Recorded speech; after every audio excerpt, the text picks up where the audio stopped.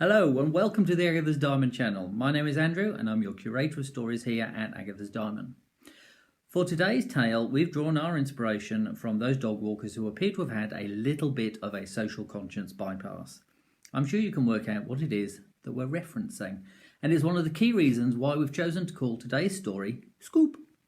If you like what you're watching, then please hit the subscribe button below, or better yet the bell. That way as soon as we upload any new material to the channel, you'll be amongst the first to know. But in the meantime, please sit back, relax, and I hope you enjoy, because here we go. It all began with Pooh. Yes, that's right, Pooh. Not Winnie the Pooh, because that's entirely something different and a lot more pleasant, but dog Pooh. The sort of Pooh that represents the worst type of antisocial behaviour in our time. I believe this to be true because of the frequency with which the letters pages of our local newspaper are stuffed full of correspondence from residents just bemoaning the condition of our streets. Mr. Michaels was the first, just over 5.5 months ago. He called into the station waving one of those orange perfumed plastic bags. I think it smelt of lavender. The bag, that is, not the contents. Thankfully, he didn't open it, nor did it split as he thumped it down on the inquiries desk. Clearly, he wasn't happy. "Now look here," he barked at me. "It's just not on, Constable. Not on at all. I've got children in my house. It's not the sort of thing I expect from around here. Dogs' doings being posted through my letterbox in the middle of the night." His face was flushed rather red, and I couldn't quite work out whether or not he was genuinely upset or slightly embarrassed. "I'm actually the desk sergeant here today, sir, and yes, I can appreciate that finding this mixed in with your morning post is going to be slightly upsetting. Not the sort of thing to be helping your cornflakes go down, eh?" I appreciate that in hindsight, I could perhaps have been a tad more sensitive. Pooh is, after all, quite an emotive subject. Anyway, after a brief apology for my somewhat misdirected humour, we did finally manage to establish that the offending article itself had been delivered through his letterbox in more robust packaging and accompanied by a note printed on plain white A4 paper. The note itself had a dark smudge down the left-hand side. You know, the sort that sometimes occurs when your printer cartridge is starting to fail. The note itself read thus: "I believe this belongs to you. You were seen in the park with your black Labrador on the 3rd at 6:55 a.m. You allowed your dog to foul the pavement and then you walked away. Have you no shame? Your behaviour is unacceptable. Dispose of your dog waste responsibly, or it will be returned to you." There was no signature, no nom de plume, nothing other than the actual note. Yet clearly Mr. Michaels was fairly shaken. "And is it true, sir?" I asked. "As it is in fact an offence under the Clean Neighbourhoods and Environment Act 2005. He mumbled something about not having had enough bags on him that particular morning and intending to go back for it. I could only envisage the large lumps of rock salt that he must have imagined in his own head as he mumbled those particular words. About a week later, Miss Hodges pitched up in the mid-afternoon. I had just bitten into a beautiful chocolate eclair. It was the sort of snack my wife said I didn't really need. But, I thought what she doesn't know about isn't going to hurt me much.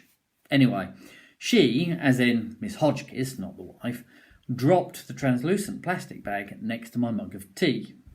Thud. It narrowly missed my beautiful eclair. We stared at each other for several seconds. Then I tried the infamous James Bond eyebrow raise, as made famous by Roger Moore. "Well," she wailed, "what are you going to do about it?" As if I had some arcane prescience as to what her issue was with the offending article. Well, I mean, to be fair, when I saw her come in swinging the plastic bag, I did have a small inkling. I'm going to have to ask you to dispose of it somewhere else, Miss Hodges. Disposal of animal waste isn't really what we do in here. Unsurprisingly, she looked slightly affronted and harumphed right there in front of me. Don't be ridiculous, young man. I didn't bring it in here to be disposed of. This... And she waved a partly arthritic finger at the crumpled wastebag while she bristled with a display of irritation that only our more mature residents are able to muster. I did warm to her slightly when she used the phrase young man, though. Quite flattering for a bloke who's not long since turned 49. This was posted through my letterbox this morning. Little chickadee here nearly chewed through the plastic. And little chickadee here is your dog? I inquired. Why, yes, she replied. He's a Shih Tzu. And the item inside the bag, does that belong to chickadee? I prompted as gently as I could, whilst admiring the irony. It had to have been a Shih Tzu. One was bound to turn up eventually. For the record, I did actually manage to keep a straight face at the time. Miss Hodges shuffled somewhat awkwardly. Well, yes, but that's not the point, is it? I decided to cut to the chase. I don't suppose there was a note with it by any chance? Why, yes, officer, there was. And after a few seconds, rummaging around in her pull-along shopping trolley, with a flourish, she brandished a sheet of roughly folded A4 paper before me. It read in a similar vein to the one shown by Mr. Michaels, and displayed the same carbon smudge down the left-hand side. This one, though, had a faint trace of a piccalilli stain on the top right-hand corner. I remember thinking, does anybody even eat piccalilli these days? Was this stain already there, Miss Hodges?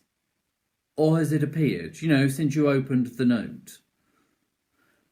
Bless her, she was genuinely delighted that I was actually taking an interest. No, officer, that's as it was opened. Is the stain significant? Her voice quavered as her pale, watery eyes focused on the yellow stain, as if somehow, miraculously perhaps, it would reveal some clue as to the perpetrator of this evil crime. Possibly, Miss Hodges. We can't afford to rule out any clues in situations like this. Now, I have to ask, is the note true? I looked at her, waiting for her to say something like skateboarding Lance had knocked her over while she was picking up Chickadee's messages, and that she'd lost all her doggy bags when she fell. Instead, I got silence, followed by a quivering lip, and yes, then tears. Janice, another cup of tea over here, please, I called over my shoulder to our administrator working away in the back. Member of the public in distress. Now, even if I say so myself, I exercised extreme empathy and understanding during the next hour, whilst I endured the whole widower living alone, can't afford doggy bags on a state pension, and what was the other one? Oh yes, scaring an old woman with such a vile act type of stories. I just smiled and waved like a Madagascan penguin. Metaphorically, of course. Having established that having Chickadee as a pet brought certain social responsibilities, and getting assurances between the sniffles that it would never happen again, Miss Hodges eventually withdrew. I never did get back to that eclair. Over the following few months, we had 15 more members of the public call into the station to complain about midnight deliveries of dog waste through their respective letterboxes, all carrying similar notes, packaged in cardboard boxes and sealed with thin strips of Christmas wrapping tape. You know the sort, decorated with holly leaves and red berries. Not one of the owners had heard or seen anyone near their houses or noticed anything out of the ordinary during their canine constitutionals. It all started to come to a head a week ago last Tuesday. At around 11 a.m, we had a call concerning two neighbours up on the Green Farm estate who were kicking off. The caller claimed it was starting to turn just a little bit nasty. By pure happenstance, I ended up attending the scene myself with young PC Oldham. Oldham had been seconded to us for 6 months, and he'd nearly become my mum's lodger, but he'd just missed out on the room by about 24 hours. Mum had offered it to an IT support services engineer from Newcastle the day before the matter had even been brought up for discussion. So he'd just moved in with Janice. Nice lad, but a bit green. The call-out was to one of those run-down estates over on the edge of town. Not somewhere that you would necessarily choose to visit unless you really had to. Indeed, it wouldn't have looked out of place in an early episode of, say, Vera, or even Frost from back in the day. As we pulled up, two burly blokes were going at it, hammer and tongue. One all muscles and tattoos in a grease-stained vest. The other a ponytail hack with an interesting array of ear piercings and wearing a tatty leather jacket. Tattoo Man was accusing Ponytail of stuffing his letterbox with dog sorry, you get the gist. Anyway, the language was colourful, to say the least. Nothing I hadn't heard before, but PC Oldham, well, he blushed like a tomato. There was an audience of two young children with dirt on their faces sat on the overgrown grass verge, watching intently, and a pensioner peering through a broken window pane from a ground floor flat nearby. Two uniformed officers landing in the midst of their ranting appeared to give them some pause for thought, although it still took 3 elongated minutes for our presence to register. Even the two Rottweilers, caged in the back of the not-so-white van parked in front of number 6, stopped barking, as Tattoo Man, their owner, turned to look at us. Afternoon, gents. What's all this, then? Neighbourhood debating started getting a little bit overheated, is it? I gave them both my sternest look. Ponytail piped up first. "God, he just started threatening me for no good reason," he snarled. "For squashing dogs," retorted his nemesis. I cut him short. "These two, they're yours?" I asked Mr. Dillard as I gestured towards the open tailgate of the van. He merely nodded, somewhat dumbstruck. "Ah, well, if that's the case, then I think I might know where this is going, sir. You see, we've had some experience of late in the dog waste department." "Was it gift wrap first, by any chance?" Mr. Dillard just stared at me, slightly surprised. "What do you mean?" he mumbled, his eyes narrowed suspiciously. He clearly thought I was going to steal away his moment of pure testosterone. And of course he would be right. Well, to be fair, and I'm just guessing here, but to give Mr. I looked at Ponytail, inviting him to contribute his name. "Gibson," he volunteered grudgingly. Well, to give Mr. Gibson the benefit of the doubt, we have received a number of complaints from other members of the public lately. People who have received very similar parcels through their letterboxes.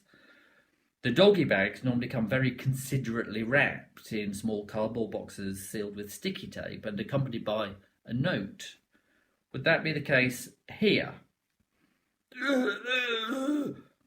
Mr. Dillard suddenly seemed very awkward. I left Mr. Gibson in the tender care of PC Oldham in order to get a statement on the incident, and I ushered Mr. Dillard to his front door. On entering the compact hallway, I could see why he got so upset. The delivery box had been well and truly chewed, and the familiar orange bag had split open. From the state of the place, I could only conclude that the two dogs had either rolled in it or trod in it as they roamed the flat freely. It wasn't a pleasant sight, and it was an even less pleasant smell. The inevitable note was found partially torn and damp underneath the kitchen table. What remained of the small crumpled cake box still had a thin strip of Christmas sticky tape clinging desperately to its lid. I think it's reasonable to conclude, sir, that the perpetrator on this occasion was not Mr. Gibson. Unless, of course, you have grounds to believe that he would take the time to gift-wrap dog waste before returning it to you. Personally, I just don't think he looks the type to go to that amount of trouble.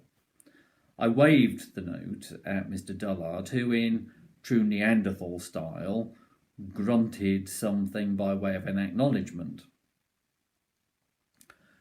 Just for the record, sir, why did you believe Mr. Gibson might have done this? He grumbled something about late-night engine noise, tyres and a motorbike. Clearly, they had history. PC Oldham and I left the scene having issued a caution, and Mr. Dillard in no doubts as to where his canine responsibilities lay. Scoop, as we had nicknamed the case down at the station, was starting to become a right royal pain in the neck in its own right. A phantom vigilante with a misplaced conscience. Yet we had no idea how to track them down. Trawling the streets with extra officers in order to catch them. Well, that was never going to be an option. I finished up my run of back-to-back shifts that afternoon, and as was my usual routine whenever I knew my wife was heading out to the bingo, I called in to see my mum for a bite of supper. "Evening, Barry," I greeted Mum's lodger, who was just leaving the house as I arrived. "How's things?" Just grand, busy, you know," he replied. He seemed somewhat uncomfortable, as if I had caught him with his hand in the cookie jar or something, but maybe I was overanalyzing. He flashed me a grin. "Got a dash, got a date down at the Bale and Bucket." And with that, he sidestepped me and headed briskly off down the street. "Have a nice night, then," I called after him, and couldn't help but notice a piece of flimsy orange plastic sticking out of his back pocket. Mum must have been having a little doze in her sunroom, dropping off between the short stories in one of her Reader's Digest magazines or something. Her steel-rimmed glasses had slipped onto her lap. They fell onto the floor as she woke with a start from the noise of me entering the house. Oh, son, you made me jump," she said. "Whatever's the time? I've not even started supper yet, so I hope you're not hungry." She retrieved her glasses from the floor and gave them a little polish with a tissue. "I'm fine, Mum, really. Honestly, there's no rush. I could do with a cup of tea, though. It's been a really odd day all round," I said, before I gave her the dutiful brush of an air kiss on her proffered cheek. "Oh, I can rustle you up a cup of tea. Maybe whilst I'm getting supper, though. Maybe you could take a look at that printer in my study. It's all jammied up. What with my arthritis this last day or so, well, I just can't get the paper out. If that's all right, she said with a twinkle in her eye. OK, as long as there's some chocolate digestives too. We only bought that printer a few months ago. What on earth have you been doing with it? I answered with a grin.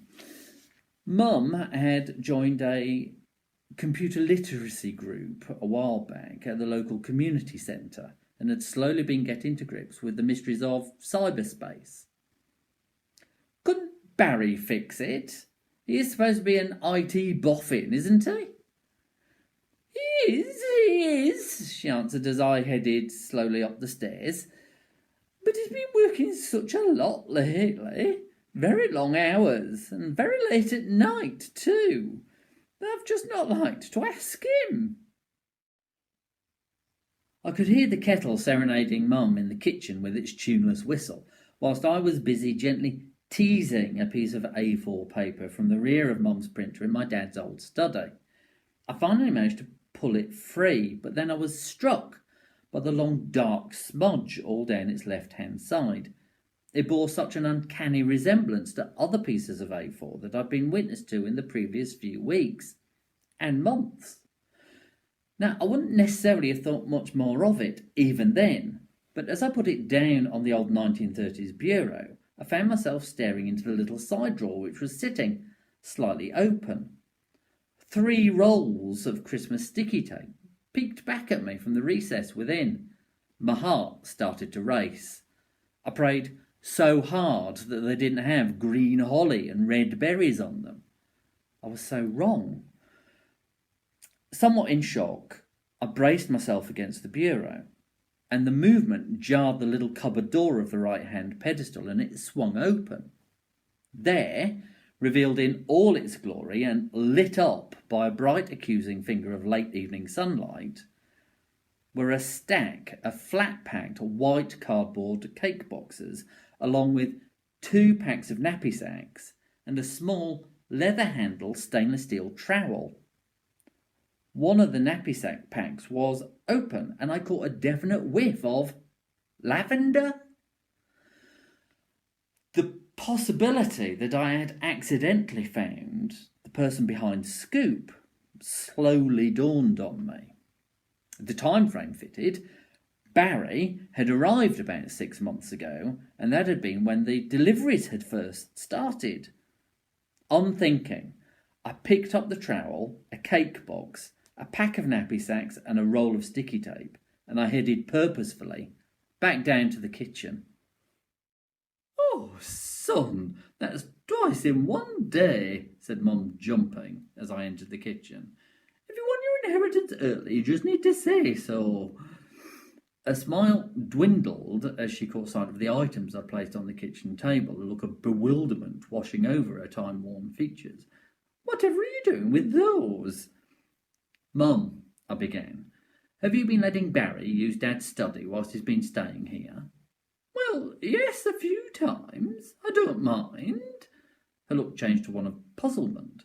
"Besides, he's been helping me out with quite a few things on the Wonder Web.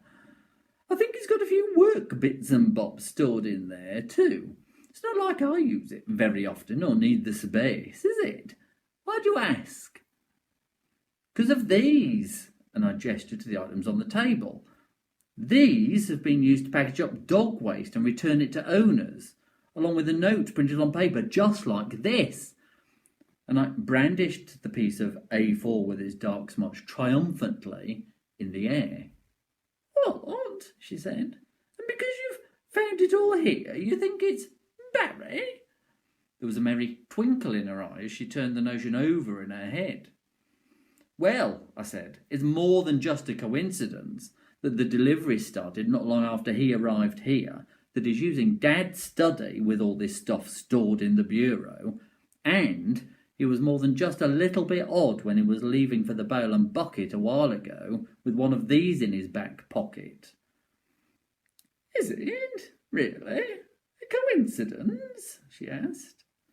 "It'll have been more than just a little bit awkward when he bumped into you because he's on a date with some lad tonight." Alex is on a promise too, from the sound of it, she added nonchalantly. What? I said. You do know he's gay, don't you? No, don't answer that. You've never been very good at spotting them.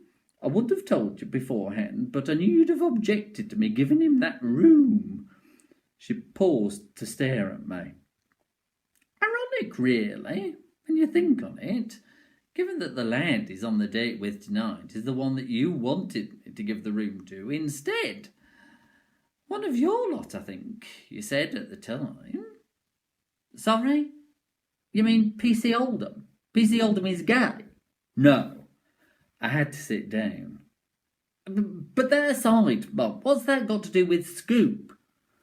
Scoop? What's Scoop? Oh, Mum, I told you a while ago. It's what we've called the case with the dog poo postings. I shook my head in a little bit of frustration. And anyway, I saw Barry leave earlier with one of those in his back pocket. So?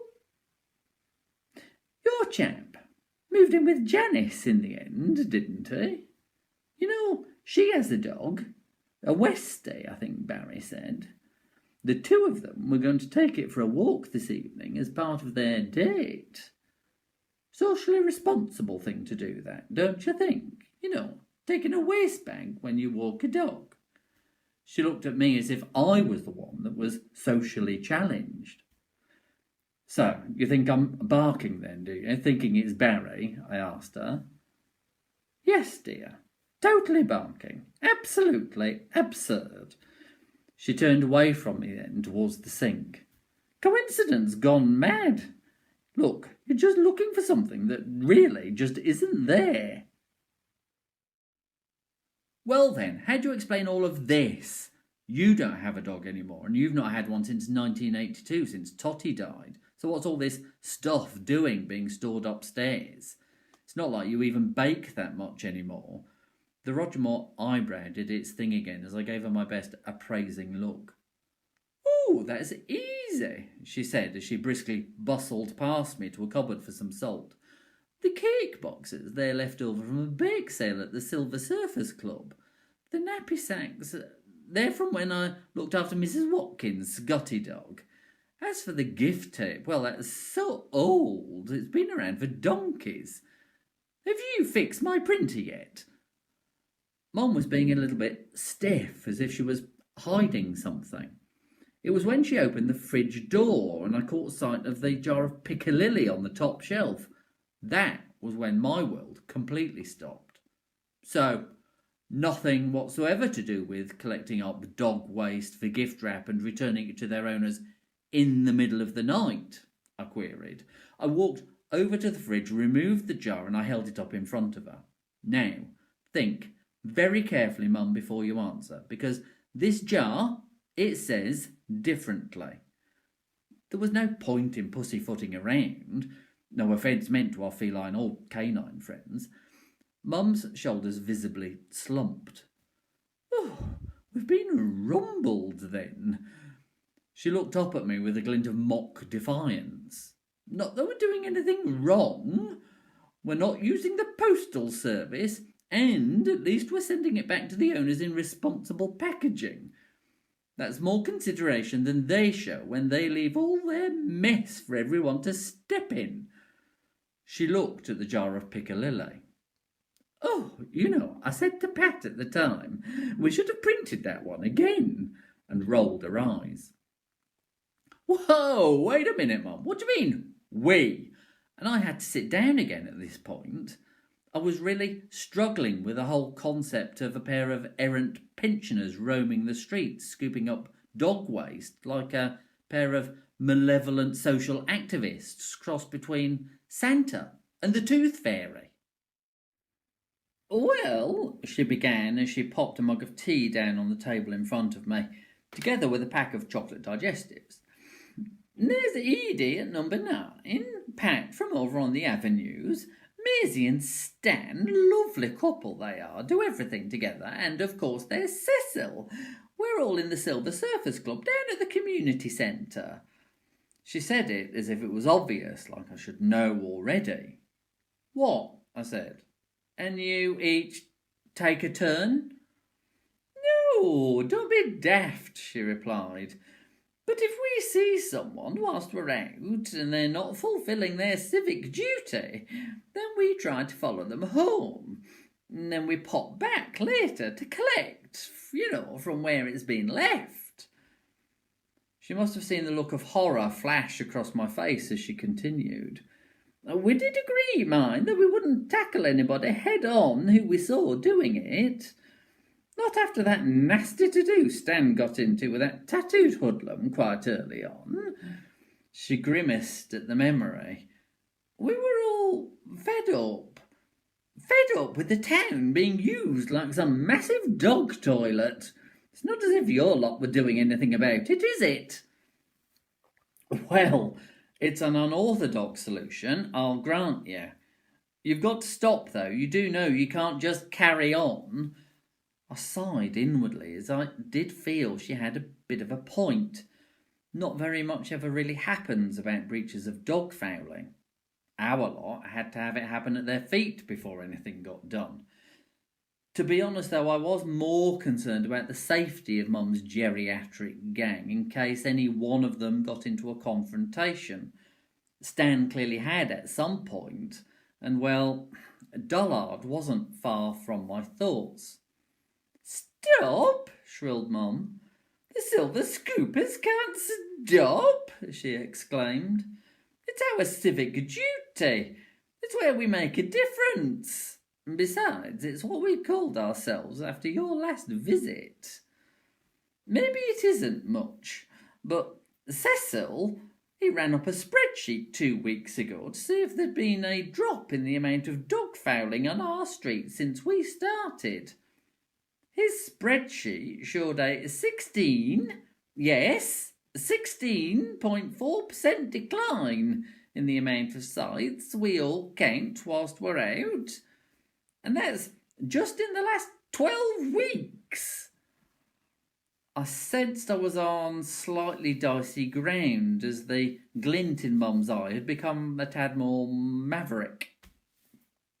"But," I persisted, "what happens if one of you gets caught by one of these dog owners and it becomes ugly?" "Pish posh," she answered flippantly, waving me away like some kind of irritating fly. "It was a bit risky at first. We were doing the deliveries on our own, but then we all got a little bit nervous, so we decided we'd only do it in pairs from then on. We might be getting old, son, but we're a long ways yet from losing all our marbles." I decided I might be better off trying a different tack. "Have you any idea how many people have been down to the station to complain about your deliveries in the last few months?" "What? Is that all you care about?" she protested. "People coming in to complain about having their own dog's doings posted back to them? Oh, shame on you and shame on them." A finger was wagged dangerously close to my nose. "If they want something else delivered, they should think about cleaning up their own mess first before they go shopping online. Half the problem today is there's no consequences and it's got to stop. Poor old Arthur round the corner. Last week he went through a trail of the stuff in his wheelchair. It was all through his bungalow before he realised. Bad enough on its own, but it only had brand new carpets put down 6 weeks before." For some reason, I didn't say anything when I returned to work a few days later. Nor did I make any comment as the next spate of disgruntled dog owners passed through the station over the following few weeks. In truth, the number of complaints had dwindled along with the amount of dog fouling on our streets. I believe that's how I came to find myself at 2 a.m. in the morning, pushing a little cardboard box stuck down with Christmas tape through the letterbox of number 49B Meredith Street, As Mum had said, my lot were never going to make this a high priority. Now, I'm not one to advocate that anybody takes the law into their own hands, let alone break the law, especially given the job that I do. But in this instance, I did have a degree of empathy with Mum's point of view. The town had become a massive dog toilet. Whilst I was out then, doing my deliveries as a private member of the public, I thought of this as karma for turds. What harm in showing some community spirit? And yes, a little solidarity with the silver scoopers. Of course, it didn't have to be this way. The dog walkers could always do the socially responsible thing. Bag it and bin it. You know, like they're supposed to. So there we have it. We're left wondering, did he get caught? Did the silver scoopers go on to tackle some other breach of community social responsibility? Who knows? Maybe we'll find out another time. Quick thanks, though, to all those amazing people who have created the fantastic images and animations that we've been able to use in our short tale for you today. A special thanks to you, too, for watching. It's really appreciated. Please, keep your eyes peeled for the next addition to our channel. Until then, stay safe. Get down.